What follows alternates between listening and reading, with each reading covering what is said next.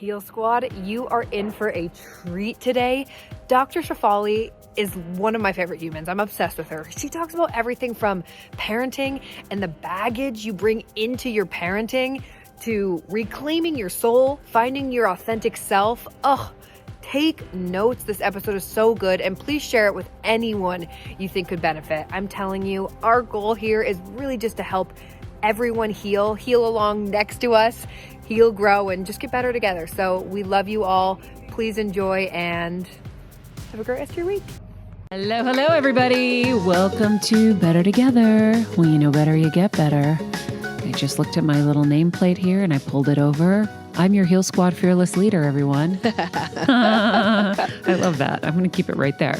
Hello to our Heal Squad and everyone who is joining us. If you are just joining us on YouTube for the moment, I hope you will enjoy and click subscribe and turn on those notifications so you can be with us every single day. We're a lot of fun here. Ask the Heal Squad. And we try to get better every day in all areas. And today, holy shit, are we going to get better? Holy freaking shit. Okay. Dr. Shefali. Here she is. Radical Awakening is her book. Turn your pain into power, embrace your truth, and live free. Guys, she talks in this book about breaking free of expectations, societal boundaries, and many other things that are holding specifically women back in our lives.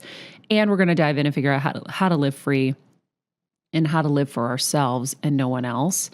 I am so excited about this interview. This book is so jam-packed with incredible information, a lot of stuff that we talk about, a lot of themes we talk about, whether it's kind of like victimhood and childhood traumas and kind of how to find yourself and your purpose and so much more.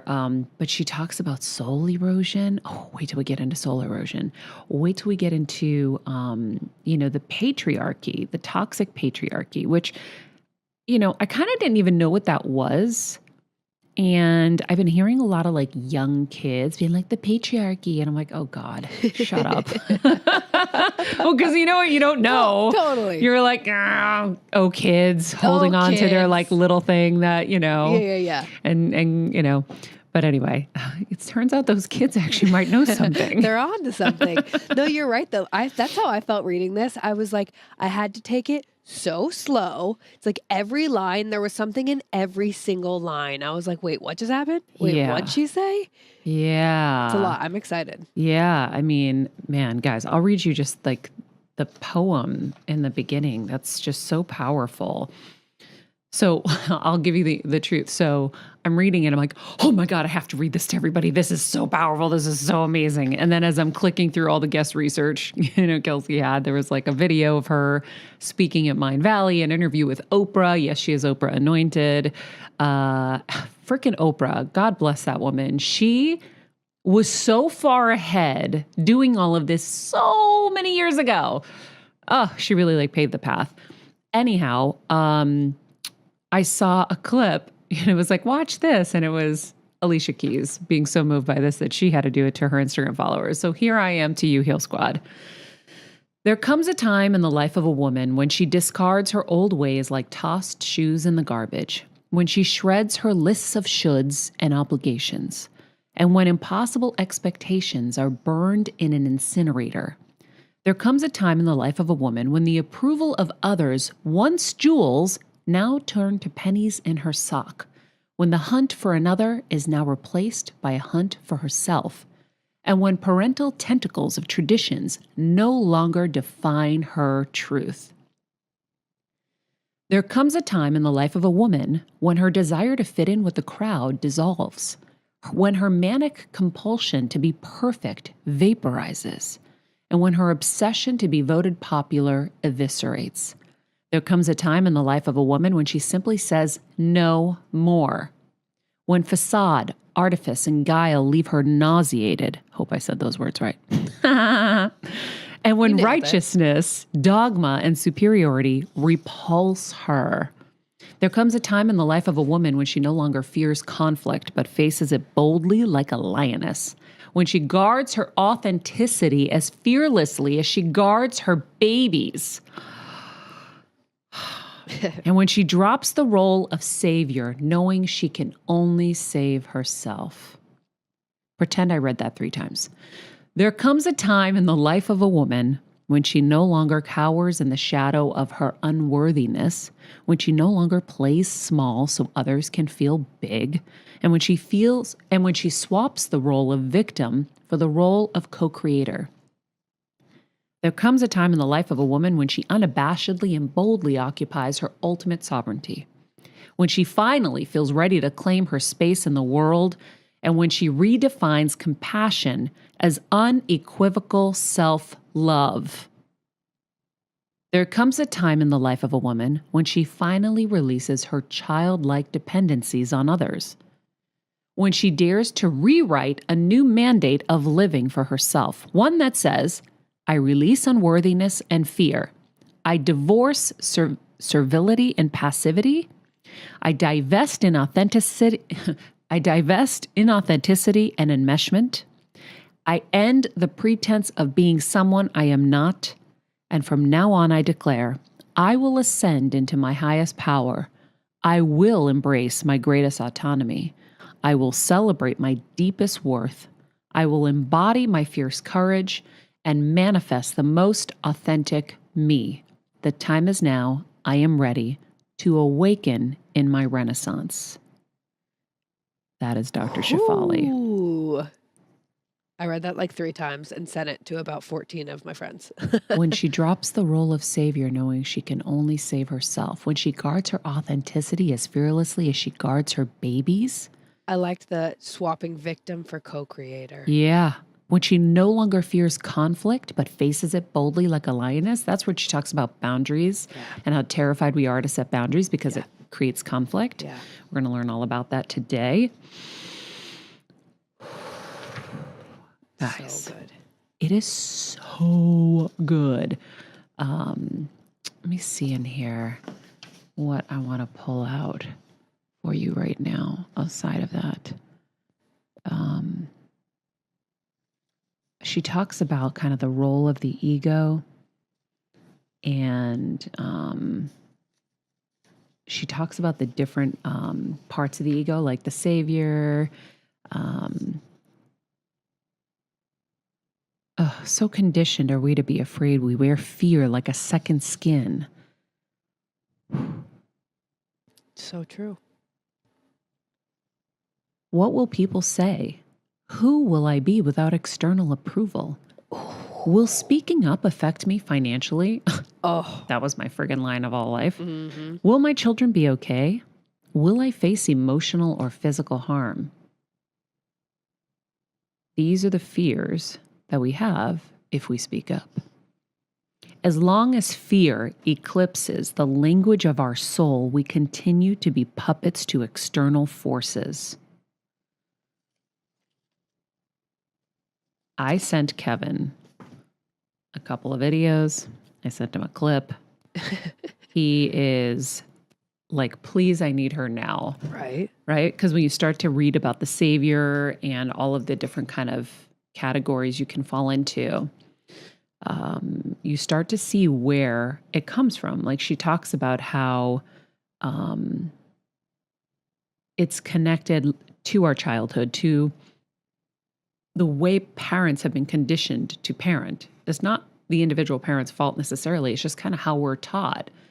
And just like all the different roles that we play in this world are just taught. You know, we're taught we're supposed to eat 3 meals a day. Who said that? She's like, capitalism? You know, like she ties a lot of things back to capitalism, which is really interesting. But I kind of want to know, one of the things I really want to kind of challenge her on is how do we allow ourselves to be free when the whole point of kind of society is to create like order, right? Like religion kind of is helping keep order, like keeps us being good people so that we go to heaven and all of that, right? Now I know there's more to it. Obviously, I'm a religious person too, but you know, there's the notion of all of these things are created to keep us in line. If we all are our free, most authentic selves, there's no boundaries to you anymore, which means there's no order. So how do we do that, right? Like if you as a parent don't create order in the house, don't have rules, your kids are going to run amok. So, and there was an example she wrote about in there where the kids were running amok because the mom was just giving them everything because she felt guilty that the husband abandoned them. And so she was just trying to please the kids, and they were going crazy because they just looked at the mom as just like a servant that was there to just please them and, handle their requests. Do you remember that? Yeah, it's actually funny that you brought that up because I was going to say it's so interesting how she weaves in some of her own patients and some of her own like stories that she's dealt with, because there was one at the beginning that made me think of what you were talking about earlier. Oh, it was the woman who was parenting her son like her dad parented her, and she was like, it's just crazy. Like it's like all this stuff we're conditioned. But yeah, I mean it's hard with the control and like the boundaries and all this stuff because like you said, you need structure, but it's like how do you create that like healthy structure? Yeah, well, I'm going to ask her for everybody. Please do. There's a lot of questions in this interview, and there's a lot to break down. It's a very kind of like very intense kind of flipping of everything on its ass, right? Like we're all taught all these things, and she's just like, whoop, let me flip it upside down. She's like, oh, you thought that? Nope. Yeah, it's pretty fascinating. And Oprah had a really crazy moment with her in the clip that you sent me where Oprah was like, I was pushing one of my girls to go to this school. And then the girl like woke up one day and was like, I'm miserable. I don't like it. And she's like, oh my God, I projected on you my childhood wishes to have gone to that school and I couldn't.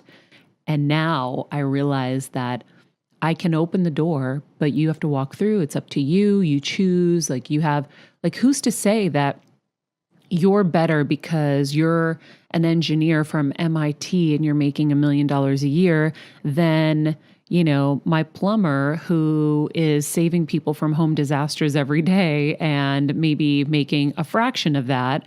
Who's to say who's better? And why is there such importance placed on people having to be something, period?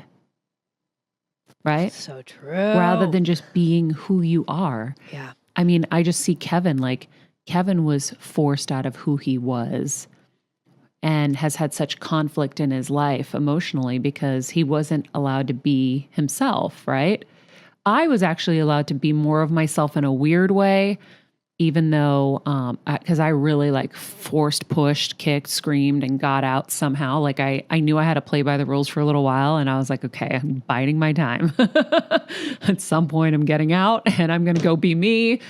But even me, I didn't still get to be fully me because the programming still had a hold on me to the point where that was literally what I said when I got my brain tumor. I was like, I'm dying to be me. Yep. So I'm really excited about this conversation. So maybe we should just get to it. Let's do it. All right. So Dr. Shefali received her doctorate in clinical psychology from Columbia University. Specializing in Western psychology and Eastern philosophy, she brings together the best of both worlds for her clients. She's an expert in family dynamics and personal development, teaching courses around the globe. She is a 3-time New York Times bestselling author, and she's here today to help us find our radical awakening. So let's jump right into this. I think, the book is so full and there's so much, and I'm like rereading and rereading and rereading. But for the benefit of everyone who hasn't read A Radical Awakening yet, the great part is that you use your journey in here and you are vulnerable and you share everything, which helps us, the reader, kind of feel safer and also see ourselves in you or some of the cases that you bring up in here. So can you walk us through your journey and your awakening, and then we'll get to all the meat and potatoes of this? So, we can have many awakenings. So this was my second one, but I believe I'll have more if I'm going to grow and evolve. So this awakening is a unique one, but quite general to many women. Unique for me because it really took me to the depths of my confrontation with how I had been conditioned and how I had been playing roles. But general to most women, it was in my mid-40s. My daughter blossoms into a teenager. Typical at this stage is the epiphanic question that we get confronted with: who the F am I? So I was quite generic. And again, although I had a big radical awakening when I came to America in my early 20s, this time to be devoid of the identification as mother is a whopper. And you have to go through this reintegration, reorientation. And in that, you could burn the house down or you could keep living in it. So in my case, the house burned down. And I really realized that the roles I had been playing could no longer sustain me. And either my marriage was going to evolve or it needed to be burnt to the ground and started in a new way, different way. And because the latter happened with me, I was then confronted with even more of, wow, how does society condition us as women around love, around marriage, around sexuality, around divorce? So I went even deeper. And then I realized, hey, this has got to be a book. And that's why we have the book, A Radical Awakening, now. So your first big kind of awakening, you were studying for your PhD, you were a mom, and you got into this car accident, and that was like your first awakening. This one is interesting because it's kind of a loss of identity, right? Yes. So my first one was when I was 21, when I came from India to America, but we don't have to get into that. But you're right. This awakening began with the car going down, almost down the ditch. Falling asleep at the wheel because you were burning the candle at both ends.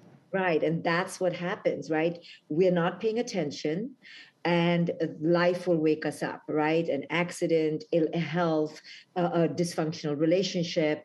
And these moments are a choice point. We can either go, what is my life reflecting back to me about my lack of awareness, about my slumber, or we can choose to ignore it. But the next one will come.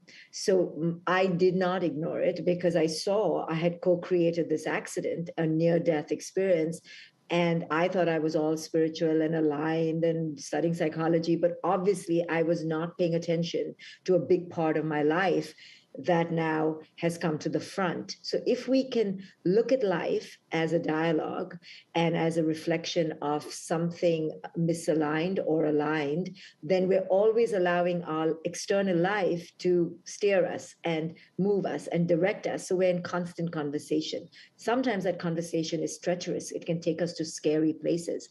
So mine took me to a scary place of, I don't know who I am anymore. I got lost in motherhood and wifehood and studying for my clinical psychology PhD. And I just gave up myself. Although I thought I was holding on to something, I realized that that is not who I need to be anymore. I've kind of done that. And now what, right? So then we're confronted with okay, then who am I without these roles? And that now what is really scary. So I learned to change that to what is in my now, instead of saying now what, which creates anxiety, future-based thinking. I shifted it to what is in my now, and am I daring to confront the now? And this is the thing with evolution, the now will keep changing. It's transient. Life is not absolute. It's shifting every bloody moment. So can we be in that dialogue with it? And it's so scary, but if we master the art of evolving with our age and moment by moment, then new chapters come and new iterations of self blossom. And so I dared to ask, what is in my now? What is in my now? And the now was really scary. It was saying, let go of those roles. They can't serve you anymore. You have grown greater than them or more than them, and you need to evolve with new identities or new ways of being. But it's really hard to let go the old. We had children there or had romances there and birthday parties there and wedding cakes there, and how to let go. But this is the challenge. Do we want to grow or do we want to stay attached to the old? But that's where I'm confused. So I'm confused in two places. One, you felt like you were aligned. And I understand how we can kind of compartmentalize too as women pretty easily. So you were aligned with what you were kind of going after, but you were forgetting that you weren't taking care of yourself. I can kind of see that, right? But then when you say you have to shed these roles, you were still going to be a mom. So how do you shed the role of mom? And then also, how do you shed the role of psychologist when that's your profession? Like, what did you do differently after that? Or how did you kind of rename or reorganize all of that? Right. So I'm going to just give a generic answer so it applies to everybody and so they can see themselves in it while I talk about myself. So in childhood, we're given this invisible prescription list, right? It's in the crib, okay, under the mobile and the music. It's right there. And the prescription list is your list of expectations from your family of origin, your culture. And you march to the beat of that drum thinking you have free will, So the religion, the God, the education, how to be skinny, how to be pretty, how to be nice, all of it is in the atmosphere, in the nursery. By the age of 7, we toast, we know what is expected of us. So similarly, most of us women go through that checklist and, getting married, and then becoming a mother is kind of some automatic robotic thing we feel is our identity. On one part, it's biological to want to caretake, but on another part, it becomes your bloody identity. That is the problem. Your sense of worth. So I did that diligently, successful PhD, clinical psychologist, successful mother, successful wife. But as I began to spiritually grow and evolve in my own authenticity, I realized my worth is not coming from there. That is a false sense of worth that is actually tethering me to unworthiness. My worth does not depend on my child. And I happened to raise a child who refused to comply with my expectations and fantasies. So I was like, what's the point of this? This bloody child is not even listening to me. I'm getting nothing out of this deal. So, I'm teasing, but that's what I teach, that you don't make your child a mini you. So I did that very successfully. So I was like, what's the point of this? And then what's the point of that? And then when you begin to ask these deeper questions, you realize you have affixed to these roles as your identity. So what changed for me is not that I'm still not a mom, or whether I'm a wife or not is irrelevant at the end of the day. It's how much does this define my worth? And for us women, how we look, how we wife or partner, how we mother is the be all of our identity. And this is where we get enmeshed and we suffer. Yeah. Yeah. Are you resonating with some of this? I'm resonating with everything you've written, everything you say, because I see, like, I've had my own awakening and my own kind of rock bottom. And I also wanted to ask, do you feel like there's a way for people to get this without their rock bottom? It's my eternal question. Like, can I share the epiphanies I've had with others, or do they just have to fall that deep to really get there? I think I know the answer, but... Amazing question. I'm a psychologist, my whole life is waiting for people to get it. So the answer is yes and no, right? So sometimes if people are ready to receive, it happens to be aligned with where they are. But sadly, our greatest default is to only grow through pain. We have to be pinched hard enough, shred, strongly enough, burnt to the cinders before we wake up. Why? Because we are attached to those identities. The reason we don't evolve out of clarity or out of joy or moving happiness is because we get so stuck in that identity. I need to be a mother, or I am a mother, or I need to be the perfect, skinny girl, or I need to look this way. So those identities keep us so seduced, thinking that is who we are, that only real pain, getting fired from the job, can't have the child. The child's a bloody, the handful. It makes you wonder why you had the child. The mother dies. Then, we're like, am I really that? And then you get in touch with the gnawing emptiness. And that freaks people out because now they have to confront that they have not filled their soul and essence till now. But this is where the exciting journey begins, because now you begin to discover who it is you really are. Yeah. Yeah. I've definitely gotten to the point where I understand when pain is present, that something good is on the other side. Like the pot of gold is over there. Like there is a rainbow coming, but so I'm always still in the pain, but I know there's a purpose to it. And there's like another growth level to go to.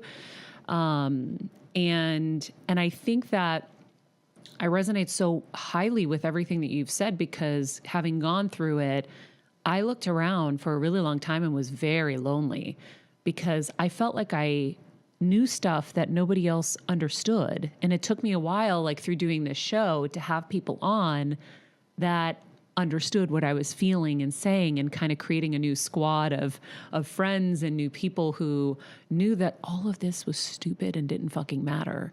Because that's what I kept thinking after brain surgery. I'm like, oh my God, holy shit, it's all a lie. This is all nonsense. And oh my God, I wore workaholic as like a badge of honor. I thought, I realized that I was going so against my own nature because I got caught up in this like cycle here in this business where I was like, well, if they can do it, I can do it. Oh, if they can work 1,000 hours, I can work 1,000 hours. Okay, I can do it. Because I was so competitive in that way of like, anything someone else can do, I know I can do too. And I nearly killed myself. And then I realized, wait, but for those people, and I remember distinctly in my hospital bed thinking, that's their identity. This is what means something to them. I don't give two shits about any of this. I'm in it because it's fun and it's exciting, and it was like a goal. I wanted to know that I could do something impossible. My parents were janitors from, immigrants who came to this country, and they were janitors. Like, I have only one place to look, and that's up. So let's think of the craziest, most amazing things I can do.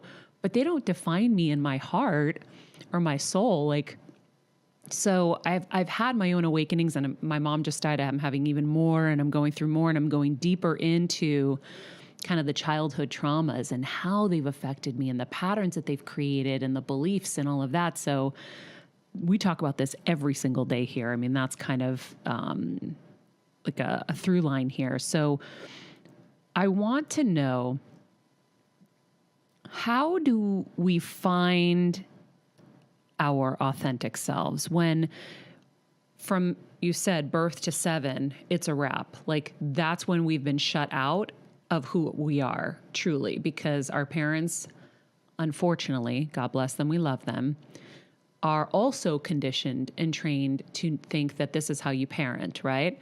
And there was an example in the book about one of your clients whose kids, she felt guilty. The husband left her and abandoned the family, and she was doing so much to help the kids. And the kids just looked at her like a servant who was there to just fulfill every wish, and they were running amok. And so one of the other things that I was thinking about, and now I'm going into a whole other section, forgive me, was how do we get to be our authentic selves? If our authentic selves is really going to create no fucking boundaries, there's going to be no order. Like, that's why we have all the things we have in place, is so that we can have order, right? Religion, in a sense, in some ways, was also a way to have order. So if there's no order, what will happen? Yes, that is the fear. Exactly. So several questions there. So the authentic self is waiting right beneath the bullshit that culture places on us. Okay. It's right there. It's waiting to be listened to. So it's never something we have to go to the Himalayas to find. What we have to do is unravel the BS we've believed to be who it is we are. And once we go through this process, we can quickly go, that's false, that's coming out of fear, that's coming out of scarcity. I went through an exercise in my life in my mid 40s where I said, let me take this next week to examine how much truth I speak and how much role I speak. Ooh. Am I coming from lack or authenticity?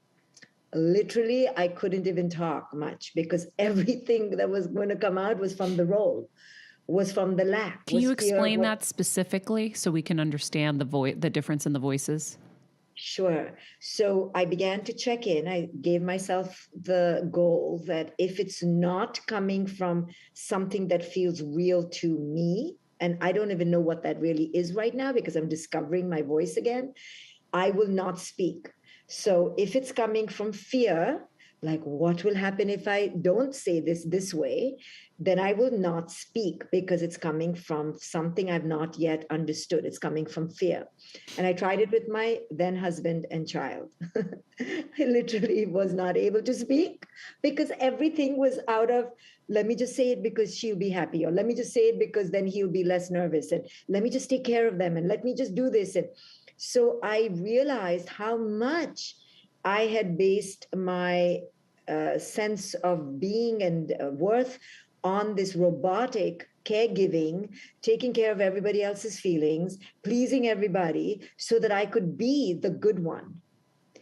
Because and most women are conditioned this way. We are more married now in our mid 40s and later to the idea and image of the good one than we really are good, and we will forsake authenticity for that image of the good one.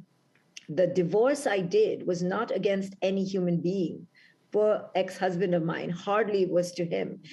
I divorced my own deep-rooted marriage to this idea of the good one. And I was so caught up in being seen in this way that that's the divorce I had to create. Now, when I created the divorce, it so happened that the whole marriage tumbled because my then husband was like, no, I like that one. I don't like this one so much. And I'm like, okay, now there's another choice. Okay, because a part of me was like, okay. Sorry. That was just like some crazy moment. I'll go back to that.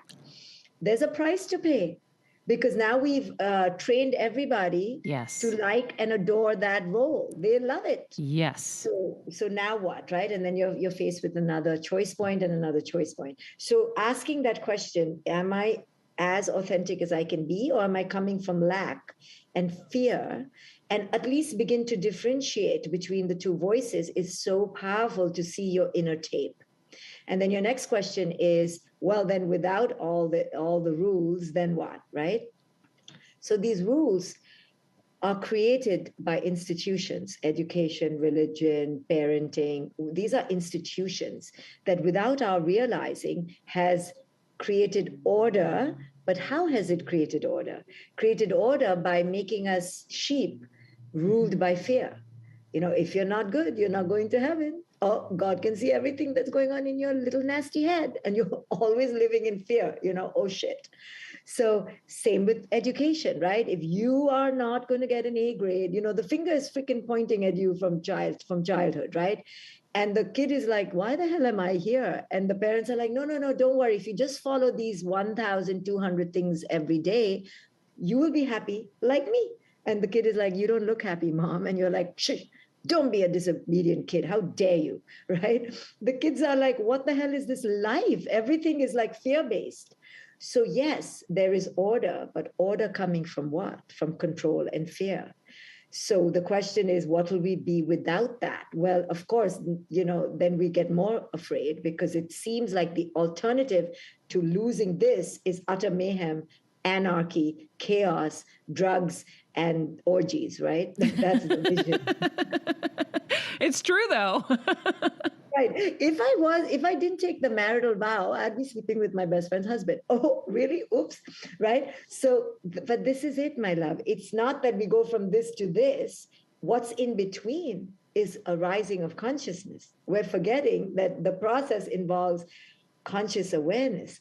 Now, in conscious awareness, you begin to align with others like you are, and you begin to align with powerful ideas and thoughts of togetherness, oneness, interdependence, You don't want to go have drugs and an orgy necessarily. You want to go for a walk and smell the ocean. You are in a different state of being.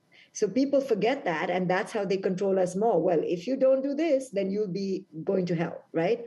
No. If you don't do this, there's a whole other way to be. But we don't get to explore that because there's more fear, right? Yeah. Yeah, I feel like one of the things that when I was having my awakening, and I was just kind of like, I need to just be for a little while. I'm not ready. I have so many things to heal from.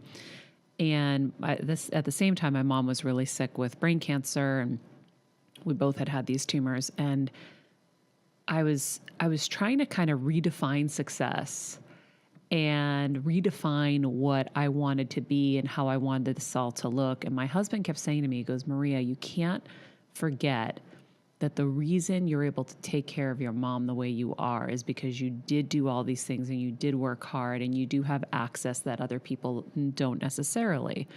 And so then that made me fear losing my connection to the old world, because I was like, oh, well, if I'm not in the old world, then I won't be able to take care of the people that I love.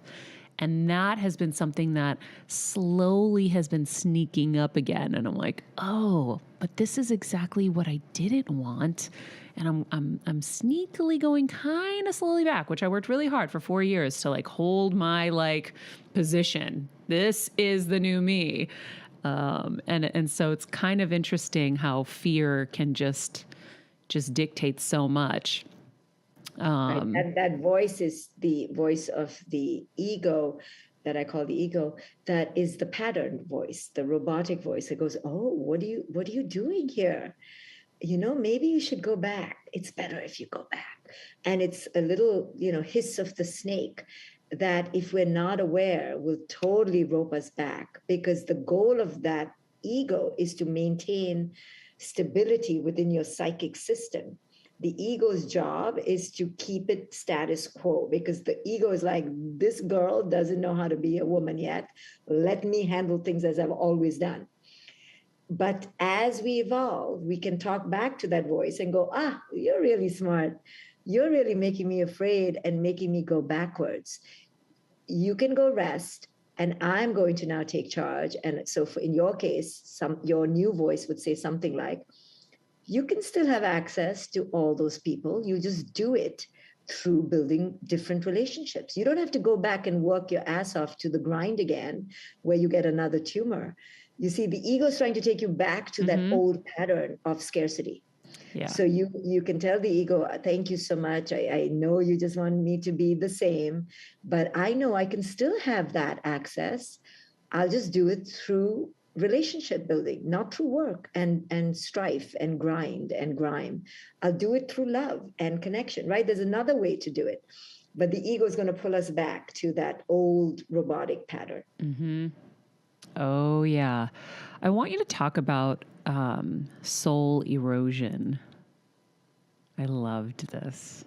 Oh, Kelsey's smiling so big in the booth right now. She's like, yes.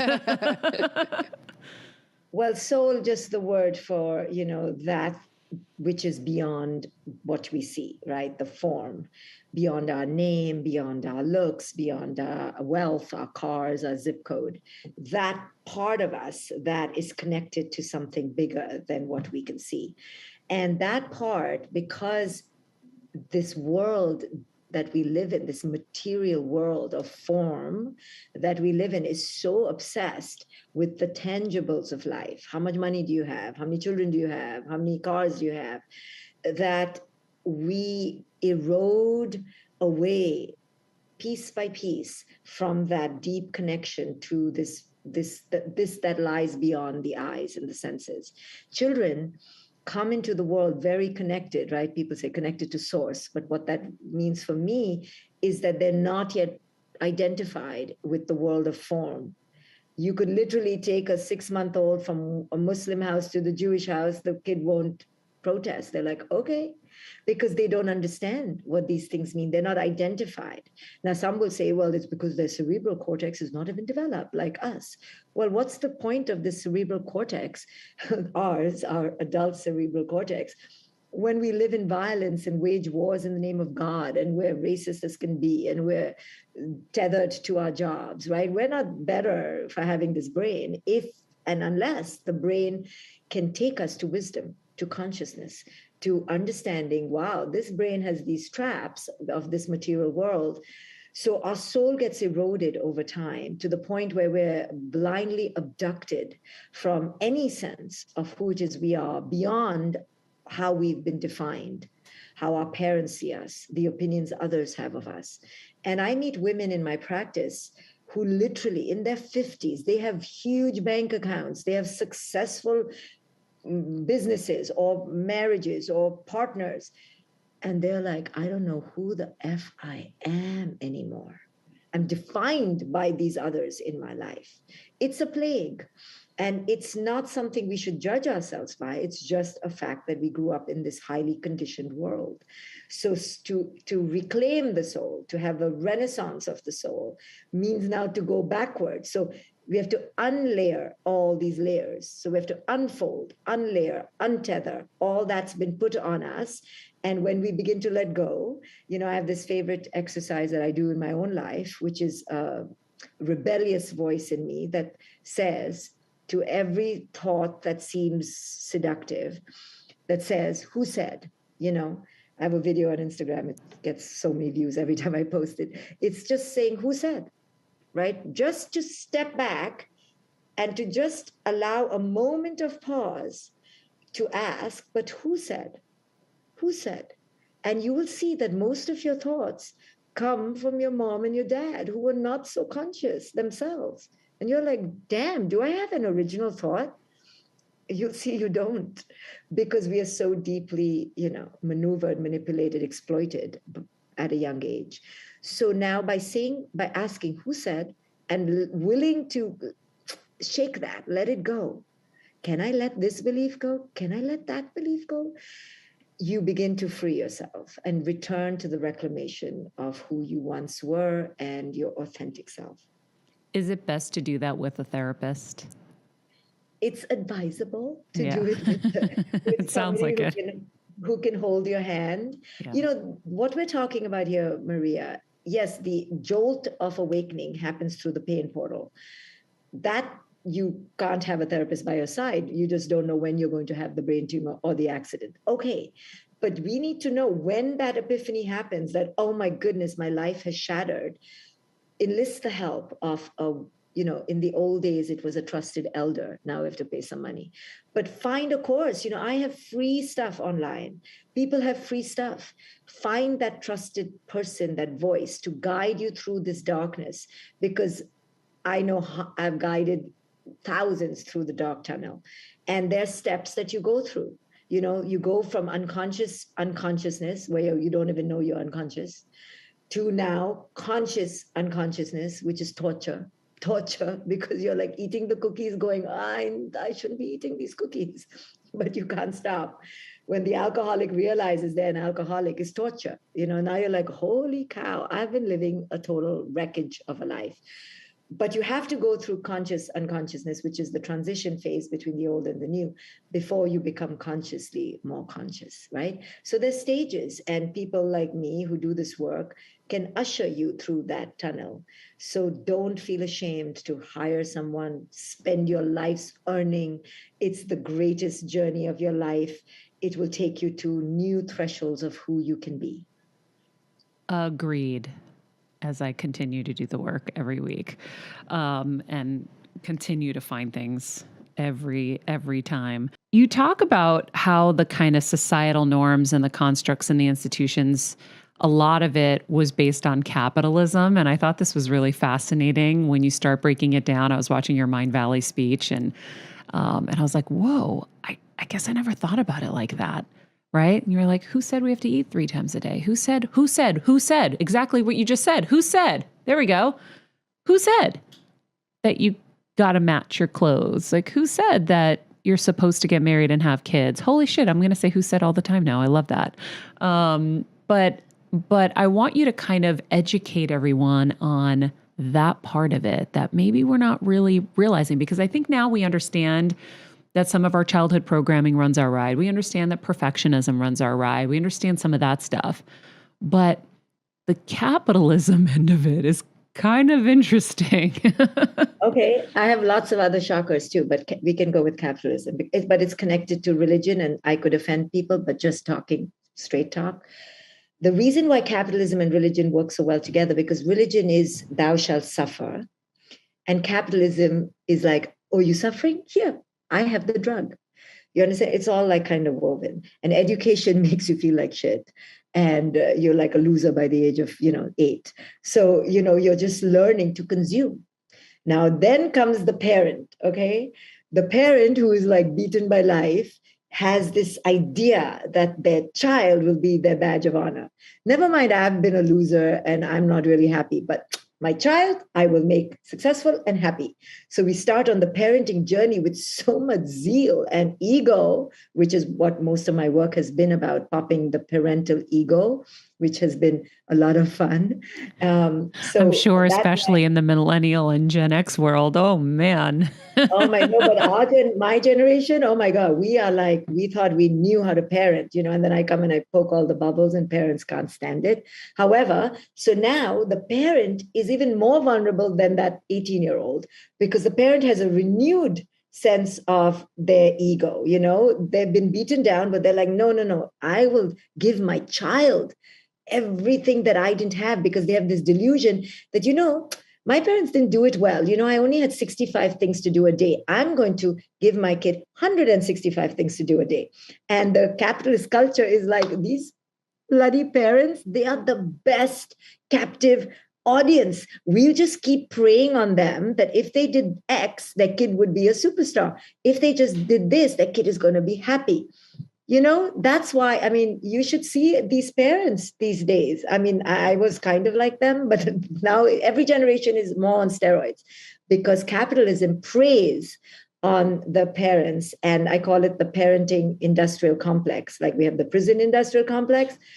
We have the parenting industrial complex, and slaves are being made in both places by capitalism. So the more you feel like you can create the superstar child, which is every parent's ego, the more capitalism says, yes, you can. Yes, you can.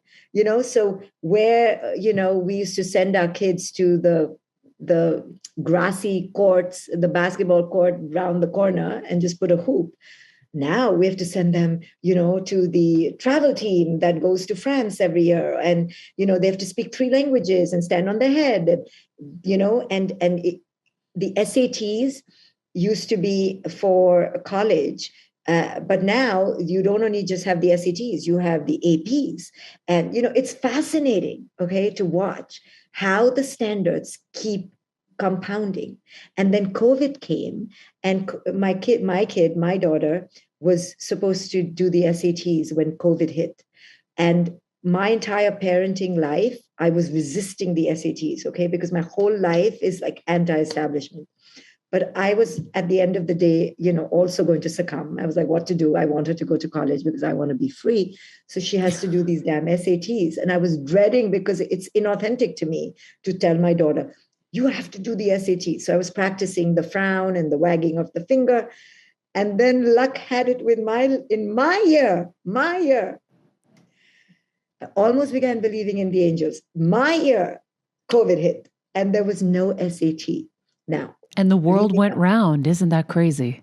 And now, leaving my ego aside, I'm acting like it happened for me. No, but here's the real. But you manifested it. I'll tell you, because I was the same way. I was like, I'm never having a wedding. It's never about the couple. People make it a nightmare, whatever. I ended up manifesting an amazing wedding where I didn't have to do anything. And it was literally just about us. So I think you manifested this for sure. We think we did something in Wuhan. Yes. But leaving our ego aside, what I saw was the fallacies that capitalism is based on. So now suddenly we're being courted by universities saying, we want to see the holistic child. We don't care about the SATs. And I'm like, you see, suddenly they don't care about the SATs because they couldn't care about the SATs. So many universities dropped the SAT as a standard, right? And the college board lost a lot of money. So, and I began to see, now they don't need the SATs because they can't have the SATs. But before that, it was the Holy Grail.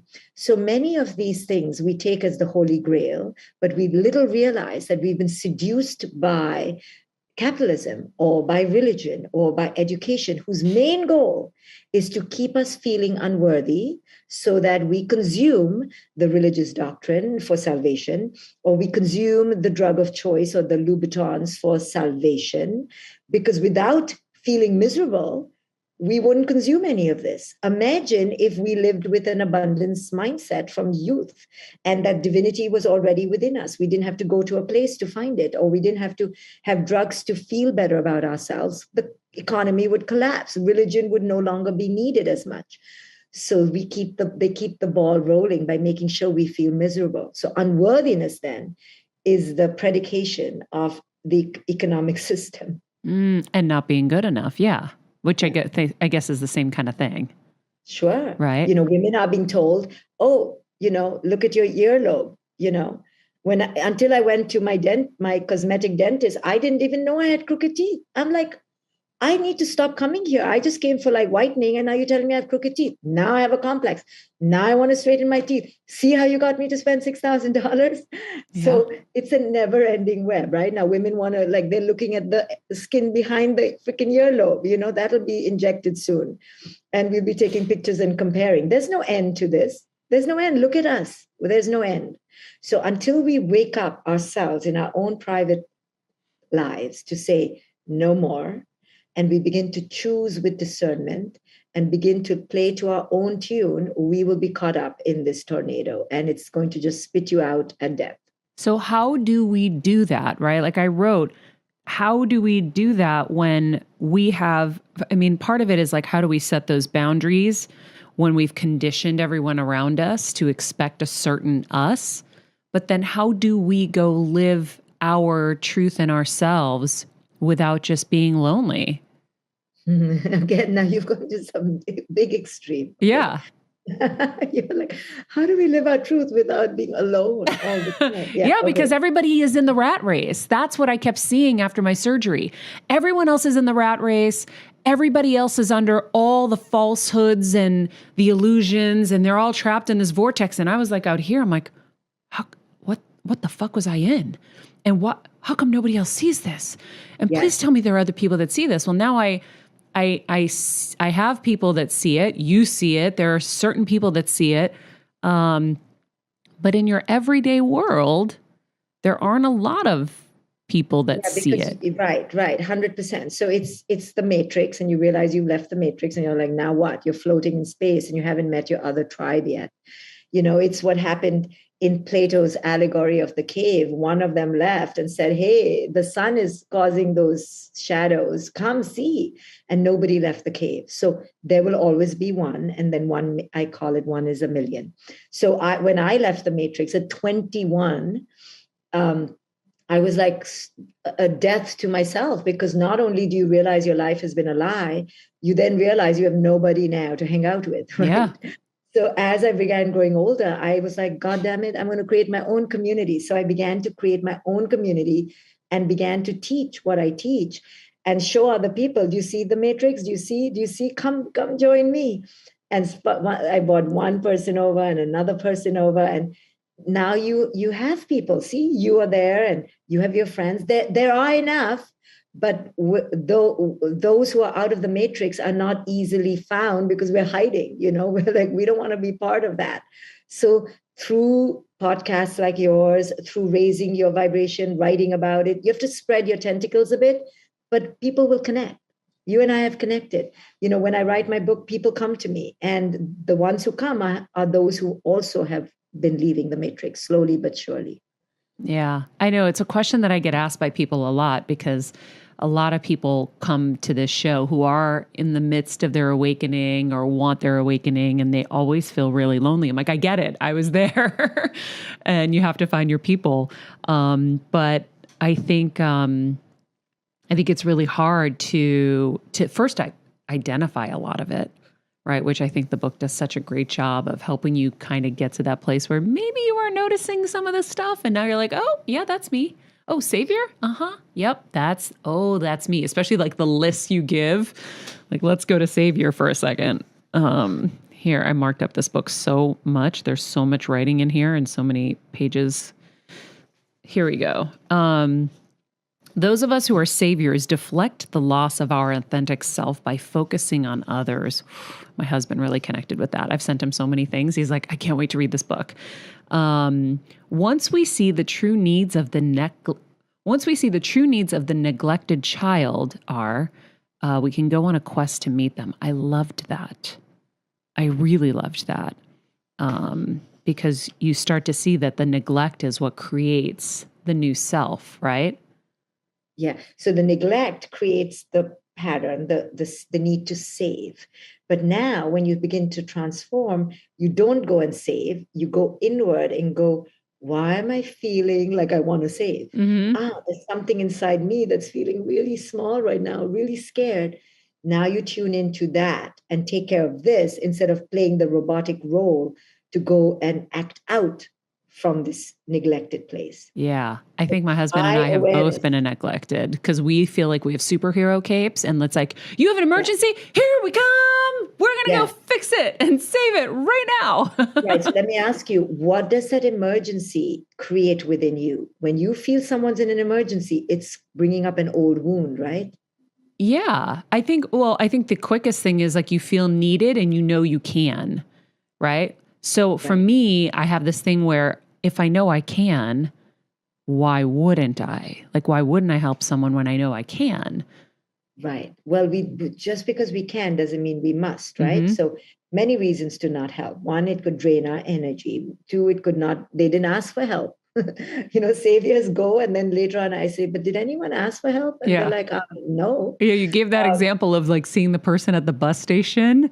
And I go, that's me. I see the poor person at the bus stop and I want to help them. This guy the other day, he had his head in his hands and he was, just living on the streets. And my heart like bled so badly for him. But I'm too scared to go up to him, obviously alone. If I was with Kevin, maybe I would have like stopped and, Right. But yeah, and you're like, that, oh man. Right. So as stopping and going, but first recognizing you have a pattern called the savior, then recognizing its rabid obsession and hold over you, like me, right? The savior is always going, me.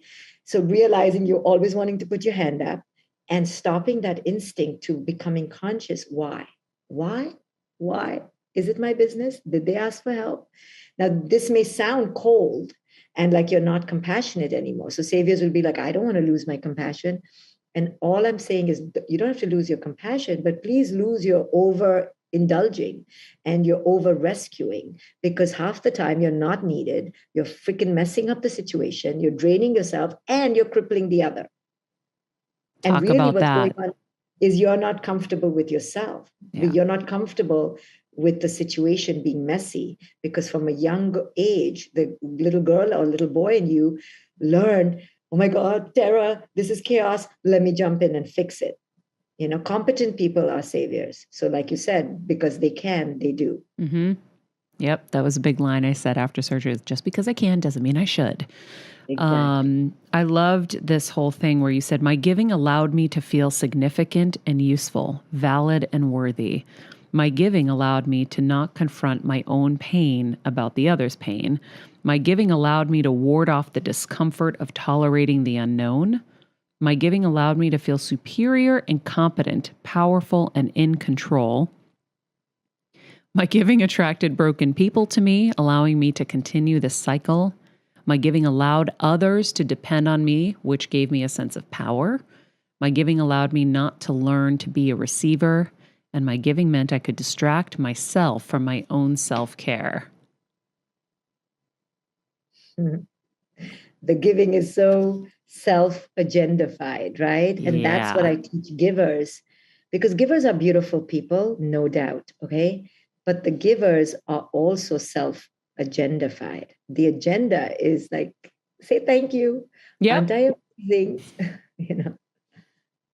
Yeah, it's about our own significance. Yes. We want to be needed. We want to be appreciated. We want to be loved. We want all of those things. But we're also trained that those are the good things. Yeah, that's why givers are like, it's hard to extricate from it, because you're like, it's such a virtue.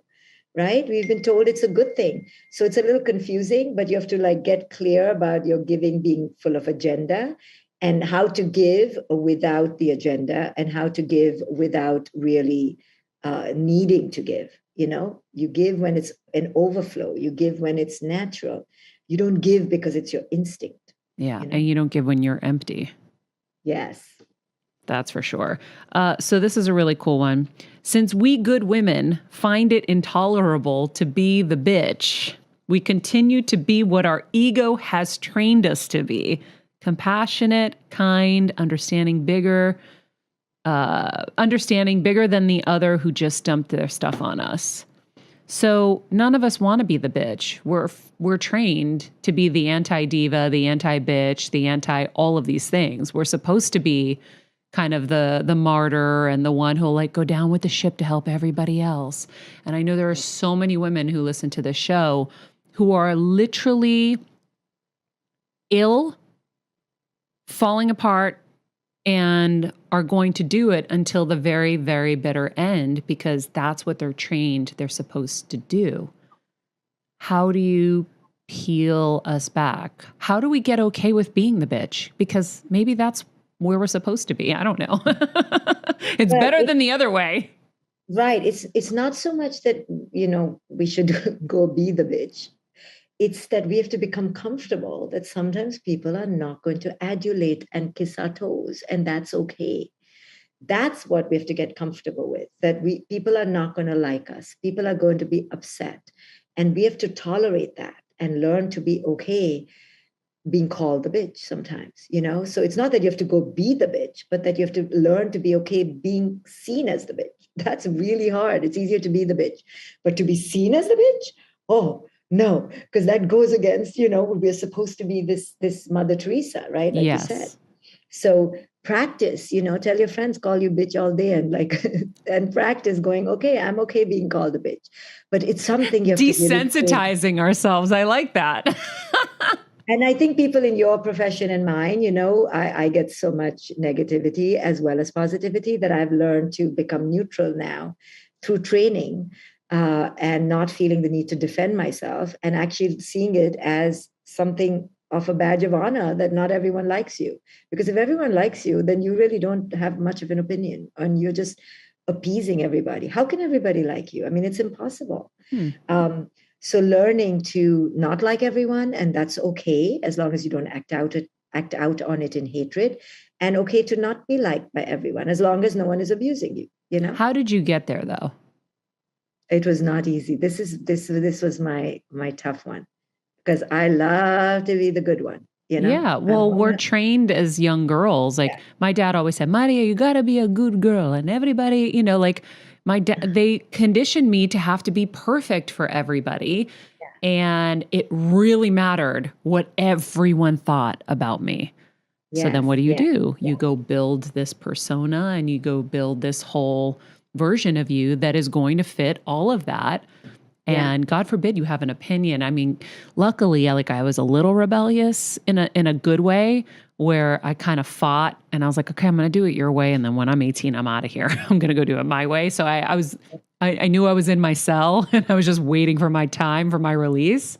Mm-hmm. But it still defines me to this day. I still worry about what people think of me and what they're going to say about me. And you end up living in a kind of fearful cage. Yeah. Yeah. For me, the only real way was to call the bullshit on my goodness. You know, when I began to see that I'm full of shit, that I'm doing it to actually take something back, and I saw the agenda, I want the compliment, I want to be the lovely martyr, savior, the pure one. When I began to see the bullshit and really have to be honest with yourself and go, okay, that you didn't have to make 16 desserts. You were doing it because you were showing off, weren't you? There was no need. And I was like, yeah, I was showing off. You know, so when you begin having those conversations, then you realize, wow, you're just a bloody needy person, you giver, right? And then you see the giver is actually so needy, begging for affection and affirmation. Then I got kind of nauseated by it. And I was like, come on, I cannot live my life such a fake. And, you know, I cannot be wanting so much affirmation all the time. So then as I began to see that shadow side of the giver, then I would dare to become more authentic. Then you dare to become more authentic, then everyone is like, where's the 16th dessert, Shefali? And you're like, I was tired. Then you begin to be authentic. And I remember when I first began saying, I'm tired, or no, or not now, I literally had a panic attack, like hives. Like, how can I be tired? How can I say no?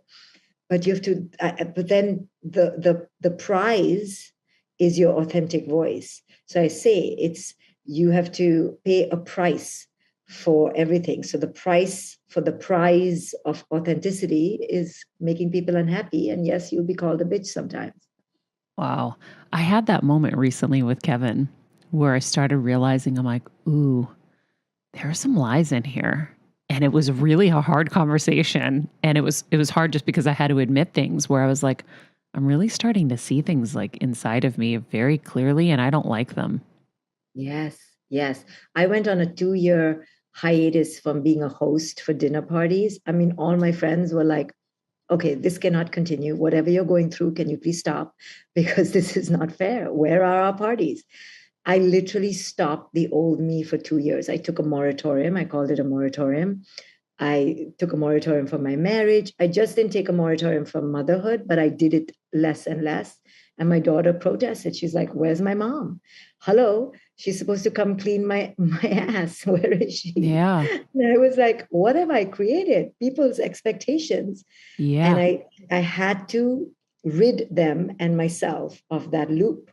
And I went on a moratorium. I had to literally detox from my own old life unless I escaped, like stopped and pressed halt and went on an island within myself. Because they keep asking, so then you have to just take a time out, sabbatical, till the new self has muscle. Yes. To go, Yes. I did that with email. Well, first of all, I did it with voicemails years ago. I think it was like 12 years ago. I go, don't leave me a voicemail. I'm not listening. Because there were too many ways people could get to me. I was like, you can email me, you can text me. Why am I going to now listen to a voicemail, have to look for a piece of paper, be stressed to write down the message or the number, whatever. Then I did it with email. Oh my God, the reaction I got to my email that said, I'm really going to take a break from the demands of everyone else so that I can actually get something done in the day that is going to make me happy. And so here are like 10 people you can reach out to for any of your requests, but I'm not checking these. The response was so intense. And I knew I could do it because we were both dealing with brain tumors. So I had like kind of a good excuse, but people still were really upset by them. And then I've had to finesse them a little bit since, where I'm like, okay, maybe it's not as, aggressive, but people don't like when you set boundaries. Yeah, but part of that is that we are all so codependent, enmeshed like children to mommies. So we make mothers out of everybody and become children. Sometimes you're the mommy, sometimes you're the child. And part of what I write in my book is it's time to grow up. Mm-hmm. And part of growing up is reparenting yourself. Yep. And unenmeshing from these dependent relationships. You can be interdependent, but you can no longer be dependent. And all of us have been like waiting for mommy and daddy really to rescue us and to give us the star prize, good child prize. And we got to stop. Yeah. You talk about reparenting, and I always say like it's time to re-raise ourselves, because as I've watched in my kind of journey, there have been so many things that I'm like having to go back and try to work on and fix or try to delete with EMDR or somatic expression work, whatever the case is. But there's a lot of stuff that's kind of running our rides that we have to re-raise and fix and reparent, that I think is important for people to realize. There was something else that I wanted to touch on with the parents. I think it was over here. Hold on one sec. Let me just see. I have notes like crazy in here because there's just so many places to go with this. And in the reparenting of ourselves, I think it's realizing the baggage that we're carrying into parenthood, right? Like, I'm not a parent yet. I may never get to be. We'll see. I just kind of believe that whatever is going to be is going to be. But talk about that part for people who aren't realizing that the baggage they're bringing in is now hurting their own kids, and how important it is for them to go back and fix that. Yeah, but let me say to you that all of us are parents because we're all raising our own inner children. So you don't have to be a biological mother to be a parent. You are a parent. I said that to Oprah once when she said that a lot of people were giving her some kind of attitude for having me on her show talking about conscious parenting, because what does she know? She's not a parent. And I helped redefine that a bit, because a biological mother does not a parent make. We all have the mothering principle. Mm-hmm. And in fact, so many biological mothers are not maternal and not really mothering because they weren't raised themselves. So, and Oprah was a mother to all of us. Right. I was like, you're the Uber mother. She really is. And it was funny when I was reading this, I was going through like all my notes this morning to put into my papers. One of the things that I realized, I was like, I always used to say that I'm a parent, but I'm a parent to my parents, right? So my parents were my kids all these years. I always was taking care of them. And it kind of just hit me this morning when I was doing my notes. I was like, oh, I have been a parent all these years, and maybe I'm tired. Maybe God's going to just give me a reprieve and be like, no, it's not going to happen for you. I don't know. We'll see.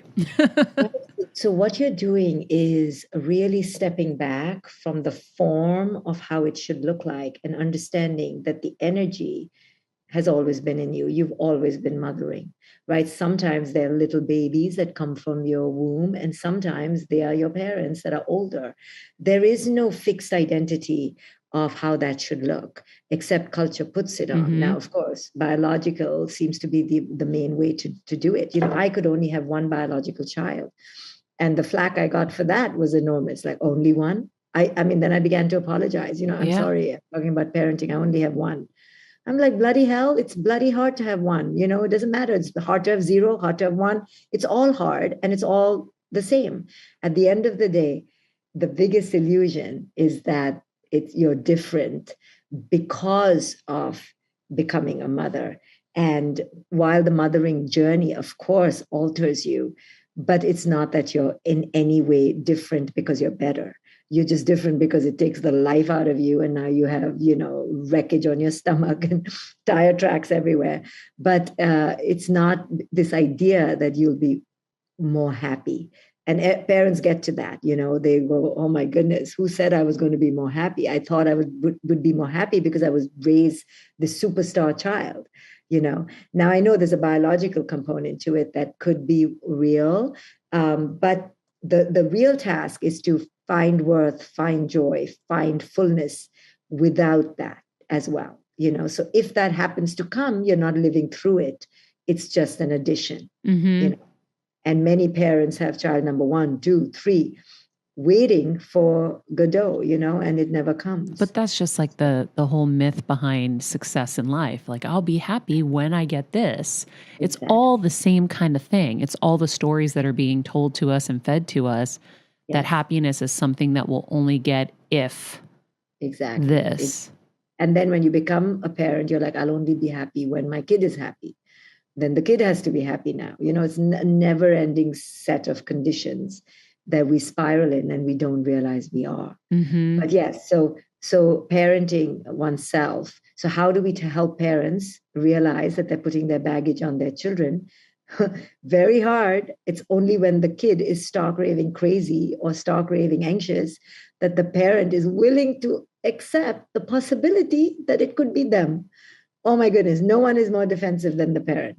Parents fire me when I say, let's look at you. And they're like, why me? Sam has ADHD. And I'm like, I know, but can we just talk about you? They're like, no, we're going to drop Sam off and go get a Starbucks. And parents are so resistant because it goes against their identity. They're like, damn it, I took a loan.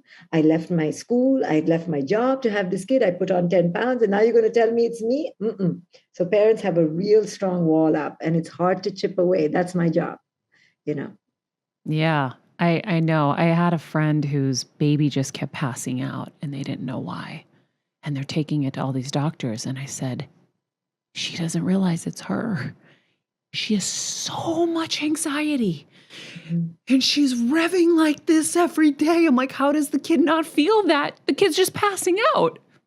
It was like unbelievable to me. I know. But it it's is like a lack of awareness. And when you talk about identity, I think that's something that a lot of parents face. Like when the kids go off to college, you hear all the empty nesters and the identity loss that they feel in those moments. Do you have advice for parents in those moments? Yeah, I just dropped my kid off to college a month ago. Out of state? Yes, Ah. yes, in Miami. So here's the thing, if our identity is attached to that and our life revolves around that identity, it's not that we're great mothers, huh? It's just that we like to be the mother and we want the kid to need us. When your kid doesn't need you, like to me, it's the most amazing aphrodisiac. I'm like, what? I'm free. My boss hasn't called me. Like, I haven't done a bad job today. I'm not being yelled at. I'm free. So I'm reveling in it because I was ready for it. But many of my friends and colleagues, and typically what they're missing is the neediness, is the sense that they are significant in someone's life. Your kid goes. I mean, literally, my daughter doesn't call me except when the toilet gets clogged. I'm literally only a function, maybe a wallet and a function. Maybe some recipes, if she'll give me the grace to be creative, but otherwise no need, like no memory of me. But when I feel peaked, like triggered, I have to say why. And the answer will only be because she doesn't want me. I'm not significant anymore. All these years I slaved for you and now you've just dropped me, right? It's like all this lack victim mentality within us, martyr. That's the emptiness syndrome, right? The emptiness syndrome is, damn it, you've just forgotten all my hard work. And here's what I tell parents. You didn't become a parent because your kid begged you from wherever the kid planet that your kid was on, and you did your kid a favor. You had that kid because you had the need to have a kid. So own it and say thank you to your kid that your kid allowed you to be with it for 18 years. And now your kid is like, thank you very much, goodbye. So that's it. It's got an expiration date. But don't pretend like you did all this because your kid wanted you to do it, because parents would say, oh, they're so ungrateful. They just dropped me like a hot potato. I'm not important anymore. Hello, you had the kid because you wanted the kid, right? Yeah. So Well, and they're all probably having conversations with other parents that are in that feeling, right? And so everyone just continues the cycle. Martyrdom. Yeah. The martyrdom, and the how can my kid, and then they'll text their kids incessantly, how are you? And then they'll be rejected more, so it keeps the cycle going. And I tell parents, imagine you don't have a cell phone, please. Please stop tracing your kid around campus. But we parents are insatiable because we have to feel significant. Yeah, I felt a little bit of that when my mom passed, where I had like a little identity crisis because my identity was now, in a sense, attached to taking care of her. And now I'm free, which is kind of the dream when you're in it. And then you have it and you're like, oh, there are all these feelings like I'm not needed anymore. And then at some point I was like, okay, no, you're not needed anymore. Like, go live now. Like, this is like your gift. And I'm like reconnecting with my little poodle. I was just telling Kelsey this morning, I go, I haven't had time to be with her. I was so enmeshed in what I needed to do that I'm having so much joy waking up with her in the morning and playing with her. And so basically what I'm confirming is what you're saying. It's like you have to kind of realize, okay, there was a moment for this. There was a need to be the mom, to be the one that was doing all the things for them. But when they go, like, you got to now go be you. Yes. You have to be you all through. See, that's the thing. And that's what this book will evoke in women is, am I in touch with who I am? Or am I using my child or my relationship with my partner to define me?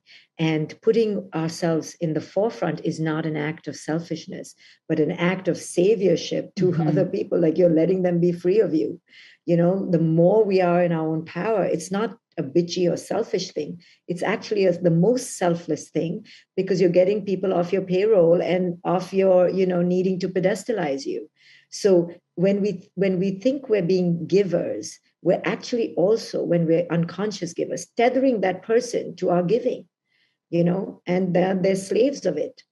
And untethering them, so every time my daughter does happen to need me, I do feel a dopamine hit, like, oh, I'm needed. But I realize I'm trapping her to be crippled to me, and I say, go figure it out, But one time I couldn't resist. She was having a fight with her roommates, and I love to be the mediator. I'm like, Maya, so I begged her. I said, can I please come and fix it? And she's like, Mom, if you act like this, I will not tell you next time. I'm like, please, I can fix it like this. And I was like, why don't you do me? And she's like, I'm not you. I don't like to be in the center of attention. I don't want to mediate. I'm like, you're a mediator. She's like, no, I'm not. I'm like, oh, damn it. So only one time I acted out right grossly. I was begging. I was so pathetic. And she just didn't that. She didn't even entertain me. I'm like, damn, how do you know yourself so well? I told her.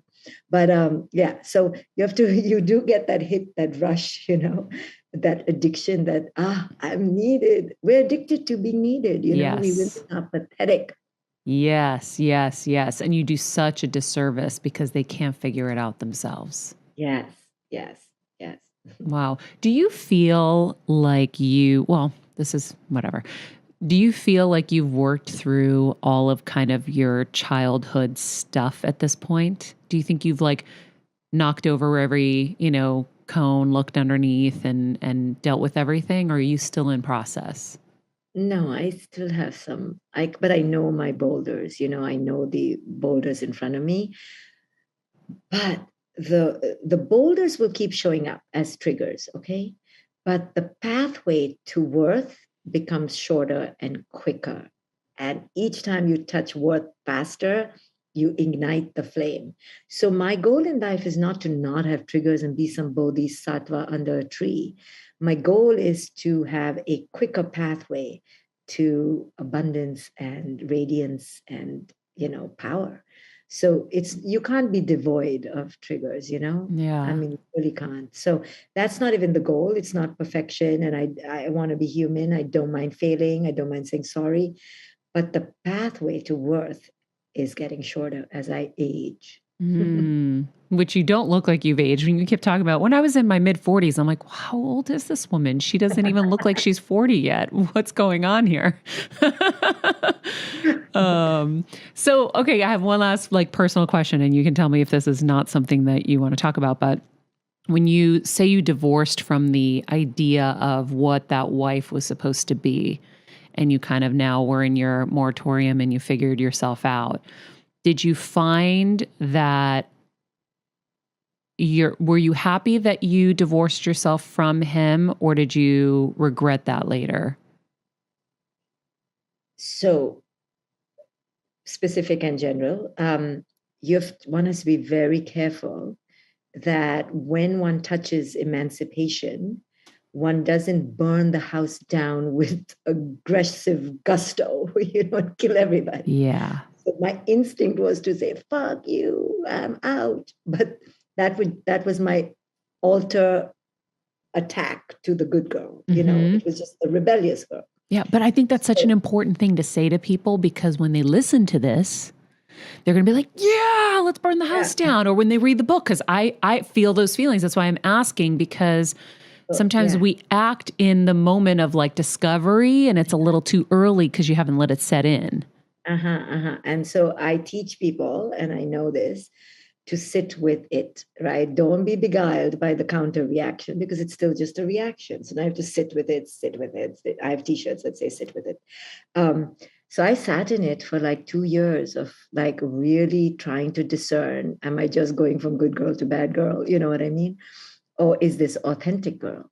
And it took a long time, because I was like, I can't regret this later. I better know what the shit I'm doing, Shefali. It's because you will, take everyone for your ride. So you have to be very conscious. So it was torture. And I put him through torture. He put me through torture. And we sat in it and just oh my God, it was 2 years of The transition is no joke, right? It's between the old and the new. You have to go through it. You cannot bypass it. People who go like, oh, burn the house down, and now with the new guy, the shark is coming to bite your ass. Okay. Mm-hmm. So you better just do the work on the front end than to do it in the back end. So take your time with any big change in your life. Do not just bounce, because it'll come back. So do the work. Any big change is an epiphanic realization that you need to slow the F down. That's what the first thing is. Slow down, because you've been on a roller coaster to hell and you got to slow that ride. Stop. So first you stop, then you become still, then you sit in the stillness, which is torture. Then let consciousness arise, and consciousness will guide you. So when people say to me, is it time to stay or is it time to go? I go, the fact that you're asking the question means you're not ready for the answer. Consciousness gets the answer, not your intellect. So stay. So I go, oh, stay. Stay till the question is no longer a question. And that will come from consciousness rising. And before you know it, you'll be on the train to Tibet, and you'll be like, how did I get here? Let consciousness decide. Your intellect, should I stay? Should I go? Should I make a list? What are the pros and cons? Do all that, but that just means you're not yet ready. When you're ready, consciousness will just take you through the fire. You'll have no choice. I love and that. That's why physical sickness is so powerful, because you have no choice. You just have to go. So when that power comes in your mental state, you just go, right? And that's what you're waiting for, without waiting for it. You can't be like, hello, consciousness, are you coming on Monday? No, it'll rise, and you have to trust that it'll come when you're ready. So till you're ready, you're going to go back and forth, which is useful and powerful. Now sit in the torture of the seesaw, I love that, because I think it's also applicable to people in their jobs. Like sometimes people hear something like, yeah, let's all quit. And it's like, wait, can you wait and really think this through? And then also maybe think of what your next steps are to the next one, so that you have something kind of figured out. I think it's applicable to everything. Exactly. 100%. It's like that inner knowing just becomes so loud. Yes. That it isn't even a question.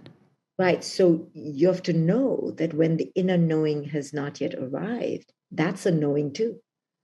The knowing that it's not yet time. The knowing that you're confused. The knowing that you're in two places. That's knowing too. And now we're going to wait for the knowing that is strong and centered and aligned. Let's wait for that knowing. So you have to know yourself so well, right? So you have to know, oh, I'm not yet in that knowing, I'm in this knowing. This is powerful and useful. It'll get me there. So there's no bypassing the steps, Mm-hmm. I have one last thing I forgot to ask that I really, really was curious about from you. So it was part of my awakening when I was realizing that I was wearing workaholism as a badge of honor and all of this stuff. And I kept thinking about the book from Sheryl Sandberg, Lean In. And I just kept hearing, lean the fuck out. We are leaning so fucking in that we're dying. And I'm just curious about what your perspective is on it, because I know I'm not influencing you by saying that. So I was able to say it. Other people I wouldn't be able to say that to, give my opinion first, but I'm curious. I'll say something that I don't tell other women either, so we can both go down together. Okay, cool. This whole adage, you can do it all. Women can do it all. No, we fucking can't. Okay? No. If we just give birth, we can't go on a diet and we can't go to the gym. So don't even try. And if you just had a heart broken, you can't be the best in your company. So just check out, chill out.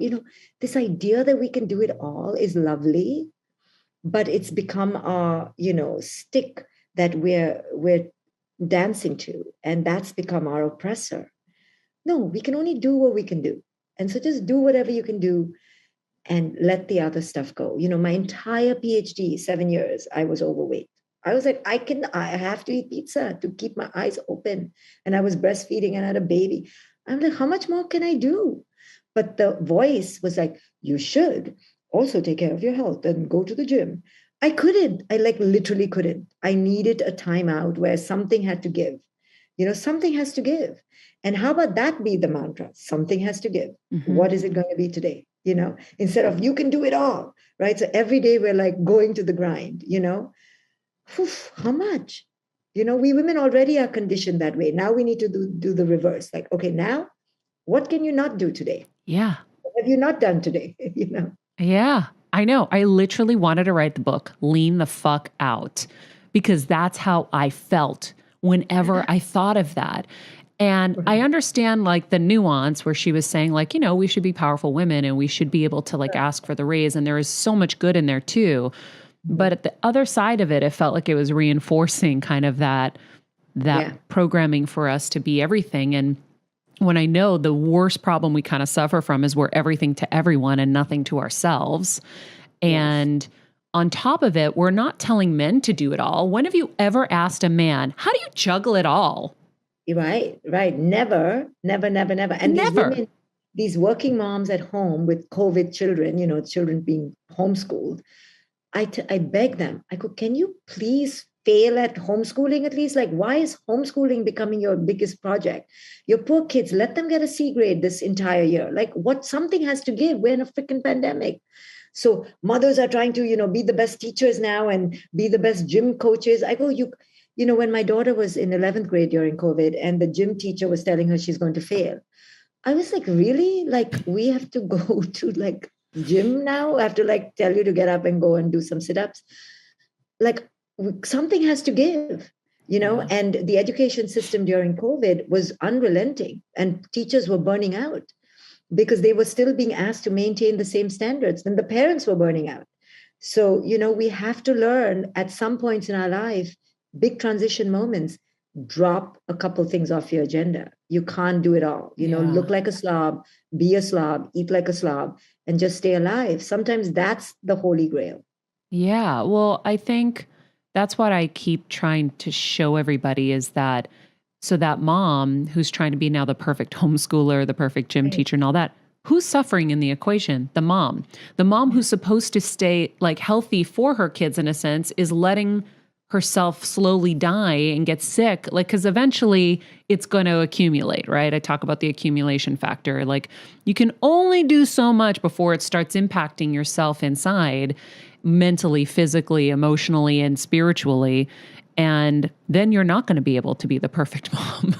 Like, exactly. You can't do all of that. Yeah. So, all right. Well, I'm glad that I got to remember to ask that because that was something that was gnawing at me this morning I'm going to look out for that book. Oh, you've never read it? No, your book. No, your book. Oh my God, what? Yeah, I know. Well, Dr. Shefali, I am so grateful that you took all this time with us this morning. I'm so thankful. The book is called A Radical Awakening, Turn Pain into Power, Embrace Your Truth, Live Free. Thank you so much for the book, for the chat, and all of the incredible insight. Thank you, my love. And we will meet soon. Yes, Thank you for please. all the wonderful work you do. Thank you to everyone who listened in. I would love that. I will see you in New York at some point for sure. Amazing. All right. Wow. I was taking notes feverishly in here. It's like when there's an interview like this, I feel like I kind of get lost because there's so much I want to get into. I know. And I have notes and pages marked and I'm like, ah. Well, there was so much. Also, excuse my parents, everyone. It is freezing in the booth and I'm still unwell, but that's okay. There's like, she had so much in there. Yeah. Yeah. I thought you did a great job though, because what else? I mean, did I cover everything you would want to know? I had one. For now? I had it for now. Because we'll get her again, hopefully. Yeah. I want to get her again for relationships to talk about how like you bringing baggage into relationships. She has this whole part about how it's like you kind of have to go in as a whole, right? Like she talks about a lot of women say to her they feel like they lose themselves in their relationships. And she's like, well, that's because you aren't, like, you're already lost. So anyways, I want to have her back to kind of talk about that. And, but I mean, that would have been a whole nother episode. Yeah. I mean, it's just so much, but there's that through line, like I said to her, that I keep kind of shining a light on. And that is, we really have to go back into our childhoods Yeah. and see what's running our ride today. if you don't think that that's happening, trust me, it is, right? And as she was describing people, I was just thinking about like raising kids and, oh my God, where would I raise them where they're not going to be kind of susceptible to all those kind of perfect standards, right? And to be able to truly be free. And am I ready to be able to do that and provide that kind of atmosphere? Because I'm still working through all my baggage. Now, if we all waited till we were perfect, nobody would have kids. And so that's definitely something my dad always used to accuse me of. Maria, you keep waiting, you keep waiting, you keep waiting. When are you going to be ready? And so, No, but I think that's an interesting question, because that was like kind of, I guess, my question with the relationship stuff too, that I wanted to get into. It's like, okay, but if we wait until we feel like we're fully whole, fully perfect, like what if it's too late? mm-hmm. You know, so there is that fear. But she would say too late for who? Who said? Good point. Who said? Who said? That was really friggin' powerful. Yeah, that was amazing. Who said? Who said? And I also was obsessed with, let's see, that we can't do it all. Something has to give. Yeah. We cannot do it all. Yeah. Like, I think that's one of our social posts coming up is like, something's got to give. Yeah. And I just had such a strong feeling about that. I was like, I have a feeling she's going to be on a similar page, because it's not that the book wasn't great for so many reasons. There were great things. But there's that side, I think, that just is just pushing us deeper into some of the not as great things. Mm-hmm. And man, so much to unpack. So much. I'm reading through this. I wrote in here earlobes. Yeah. People Oh are no, that's a obsessed thing with- now. Oh no, there's a certain what? actress that I've been hearing about where people are watching her in this stuff and they're like, Stop. why hasn't she done anything to her earlobes? This is No awful. And I'm like, way. I would have never noticed.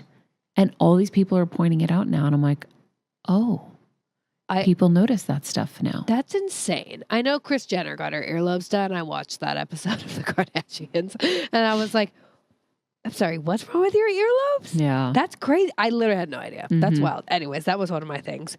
Our greatest default is to only grow through pain. Ooh, I have to go through all these. Mm-hmm. Wow. Soul Give without erosion. needing to give. Yeah. I liked that a lot too. Yeah. I really think that we have to be okay with not everybody liking us, Yeah. not having to be everything to everyone. It really is, it's kind of our life's work, I think, as women. I agree. So I have here's to to get comfy. committing together to working on that. Yes. I was thinking like, after like our Patreon healing sessions, we should all like decide on one thing we're going to commit to applying. I love that. Yeah, I think there's a lot of deprogramming we have to do. So at least start to see that this potentially could be running your ride and slowly killing you. Yeah. And you don't even know it. And you don't even know it. I do think, too, I wanted to note, because I read it in my notes, I thought it was important earlier when you asked about, going through this with a therapist. Like, I think that that's really important, because sometimes, I mean, like, I know I'll try, and even meditation, like you try and go through like a guided meditation. No, it's like, no, you need someone to kind of like walk you through, not meditation. I'm talking like, the somatic stuff. Mm-hmm. You got to have a therapist doing that. So I thought that was an important thing to know when you brought that up. Well, I think it's hard to see unless you have a trained professional who only sees, right? Like there was moments in my sessions with Brian where he picked up on things I said that to me are just like, I've said it a million times. And he goes, but do you see what's behind that? Mm-hmm. And I was like, oh, I never thought about that. Yeah. And so when you have a trained professional who's great at what they do, they can help accelerate your healing because they see stuff faster. Right. You can also re-traumatize yourself, right? Well, with the somatic stuff and the EMDR stuff, whatever. Yeah. But anyways, I just want to say that. Yeah. It's important to have somebody who's trained. All right, guys. In the meantime, be nice people, make good choices, and be present.